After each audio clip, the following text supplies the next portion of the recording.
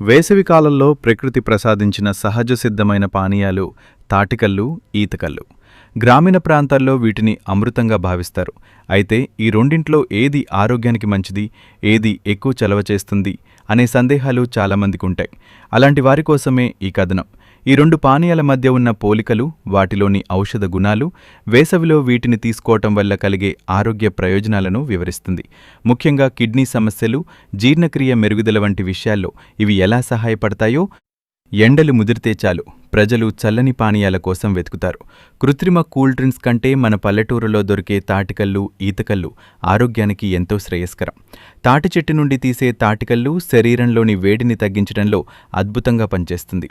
మరోవైపు ఈత చెట్టు నుండి సేకరించే ఈతకల్లు తీయగా ఉండటమే కాకుండా అనేక పోషక విలువలను కలిగి ఉంటుంది. ఈ రెండింటిలోనూ విటమిన్లు, ఖనిజ లవణాలు పుష్కలంగా ఉంటాయి. కానీ వీటి మధ్య కొన్ని కీలక వ్యత్యాసాలున్నాయి. తాటికల్లు ప్రత్యేకతలు. తాటికల్లులో నీటి శాతం ఎక్కువగా ఉంటుంది. ఇది శరీరానికి తక్షణమే చలవని ఇస్తుంది. వేసవిలో వచ్చే వడదెబ్బ నుంచి రక్షించడంలో ఇది కీలక పాత్ర పోషిస్తుంది. మూత్రపిండాల్లో రాళ్లను కరిగించడంలో తాటికల్లు సహాయపడుతుందని నమ్ముతారు. ఇది జీర్ణశక్తిని పెంచి మలబద్ధకం సమస్యను తగ్గిస్తుంది.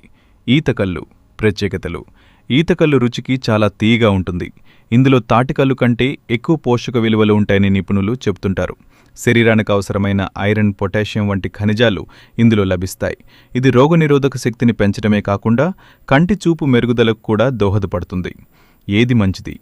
వేడి తగ్గించటానికి మీరు శరీరాన్ని చల్లబరచాలని అనుకుంటే తాటికల్లు ఉత్తమ ఎంపిక. అదే పోషకాల కోసం తీపి రుచితో పాటు శక్తి కావాలనుకునేవారు ఈతకల్లును ఎంచుకోవచ్చు. ప్రకృతి సిద్ధంగా దొరికే ఈ పానీయాలు మితంగా తీసుకుంటే ఔషధంగా పనిచేస్తాయి. జాగ్రత్తలు. కల్లును సూర్యోదయానికి ముందే సేకరించిన నీరా రూపంలో తాగితే అది పూర్తి ఆరోగ్యకరం. ఎండ పెరిగే కొద్దీ అది పులిసిపోయి ఆల్కహాల్గా మారుతుంది. పులిసిన కల్లును అతిగా తాగడం వల్ల కాలేయం దెబ్బతినే అవకాశం ఉంది. అలాగే కల్తీ కల్లు ప్రాణాపాయానికి దారితీస్తుంది.